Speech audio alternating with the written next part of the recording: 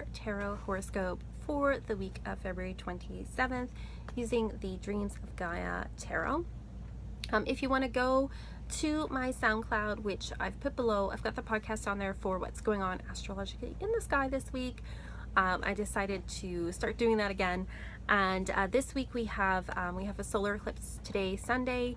We also have a Venus goes retrograde on Saturday, so she's in retrograde until April 15th. So for the next month or so, don't change your hairstyle, don't change your aesthetic, like your room or your clothes or any of this stuff, because when it goes out of retrograde, you won't like it anymore.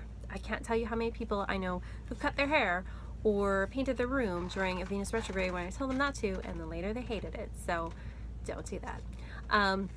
Also, we have Mars conjunct Uranus conjunct Eris this week, early in the week, which may cause lots of crazy disruptions. But if you want to know more about it, listen to the SoundCloud. So I'm going to go through all the signs, and I've got my cards pre-shuffled, so let's see what we get. So Aries, we have the Two of Air. So this is a week, Aries, where you're going to have to really find some kind of balance and look at both sides of things, especially with the planets. Like I said, some very fiery, disruptive planets being in Aries. It's going to be a time where you're really going to need to find some kind of balance between things and also make some decisions. For Taurus, we have the King of Water. So this is not a particularly active week for you, Taurus. It's going to be a time where you're sitting back and kind of watching things happen, and people are going to be coming to you with their issues and asking you questions and looking to you to be the counselor. So you're going to be the listener this week. It is a good week though for with a lot of planets being in Pisces, which is sextile to you. There's going to be opportunities for you to use your imagination and your creativity this week. For Gemini, we have the Ten of Water. So this is definitely for Geminis too, a week of creativity and a week of nourishment and love, a week where, you know, you feel like you have a lot of strong bonds around you. So really enjoy that this week. And I know for Geminis, sometimes, you know, they tend to be more intellectual, but it's a time really for the emotions this week. For Cancer, we have the Maiden. So this is a time, Cancer, when you're going to feel like there's a new beginning with things. You're going to feel like it's a bit of a spring in your life, even if it isn't spring outside. For some of you it is. For a lot of us it isn't. But it's definitely a time where you feel a renewed sense of hope, a renewed sense of optimism, a sense of innocence about the world. Definitely look to this as a week of hope and new beginnings. For Leo, we have the Six of Water. A lot of water in this week. So Leo, it's a time of nostalgia. It's a time of really inspiration, of things calling and beckoning you, and really looking inward at things and having the outside world as a reflection around you of what's going on inward with them. So watch for synchronicities this week, Leo. For Virgo, we have the Seven of Water. So many waters.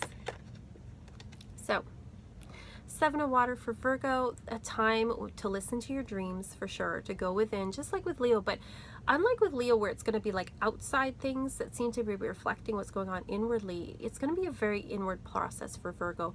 Definitely pay attention to your dreams. And also water is going to be really important, like whether that's going to a beach or walking by the water or taking a lot of baths. But I see water being really important for Virgos this week. For Libra, we have the King of Air, and he was reversed when I turned him over. So Libra, you might, especially with what's going on with some of the planets being opposite you in Aries, it's going to be a time where you definitely are feeling cranky and critical of things and of people around you. And so it's saying to kind of, you know, look within to see what's kind of making you feel cranky, and to step back before you like have a reaction to something, which is not typically Libras, but you're going to definitely be feeling frustrated this week. And so it's saying like step back a bit and think about things before you react to things this week. For Scorpio, we have the Two of Water, and it was reversed as well when I turned it over. So Scorpio, this is a time where, you know, there may be some disruptions in some of your partnerships, and not necessarily mean your romantic partnerships. It could be with a friend or something, but there may be misunderstandings. And so, especially with some of the planets being in Pisces, which is a little bit more nebulous, you really have to Look at how you're communicating with others, and are you being clear about things? Are you holding secrets? Are they holding secrets? You really have to be open and honest in order to work through things, because I do see some disruptions for Scorpios this week. For Sagittarius, we have the Journey, and it also was reversed. So for Sagittarius, Sagittarius love to travel. They don't like to be tied down. They like to explore things. And whether that's physically going and traveling or reading and exploring other worlds and things, and saying that you're going to be feeling a little bit frustrated and blocked in this area. So it's saying, you know, if your travel plans are not going as you had planned, or you're not kind of getting the time you need to do some of those things that you like, you know, you may have to scale things back for a bit, or it may not just be the right time right now. So I know it's frustrating, but we can't, sometimes, you know, when we're on a journey, whether that's physically or not, it's not always linear, and we have to kind of take a side route. For Capricorn, I'm getting the Three of Earth, and that was also reversed.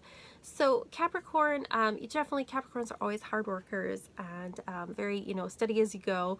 But it's saying that this week you may be feeling a little lackluster about some of the work that you're doing or things that you're doing. So you're gonna have to figure out, is that something going on within you? Do you need just a renewed focus, or are you working on something that just doesn't hold your interest or your spark anymore? And maybe you need to adjust things or move in an entirely different direction this week.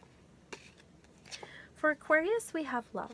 Aquarius, it's going to be a great week for you. Very loving, definitely a time where romance is around you, but there's also this very generalized sense of love and hope for the world, and feeling very optimistic about things and connected with others. So it's a great week for Aquarius. And then Pisces, we have the Six of Air. It's a really neat one. So Pisces, this week you are definitely in your element. We've got Neptune, we've got Mercury, we've got a few others in Pisces this week. So this is a time where you're kind of in your element with things and feeling very much like this here, where your chakras are all aligned. You're feeling balance between masculine and feminine, from dark and light, and feeling very sort of one and harmonious with things. It's a good week if you are having any health issues, or you're looking to balance things out in your life. This is a really good week to get this done, or any kind of energy healing. That's a week for that this week coming up. So that's what I'm seeing for the signs. And then I pulled a card from the Gospel of Aradia for everyone. Secrecy. Well, that's kind of interesting. So secrecy, we tend to think of sometimes as a negative thing. And obviously, you know, keeping secrets from someone isn't always a great idea.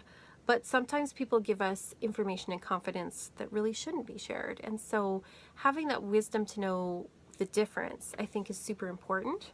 But I think of also, when I see this picture of, in Wicca, there's, you know, the four corners of the pyramid, which is to know, to dare, to will, and to be silent. And this is about silence, that sometimes we need to work on things in silence so that the energy doesn't dissipate, so that it can grow quietly, like we would nurture a little plant.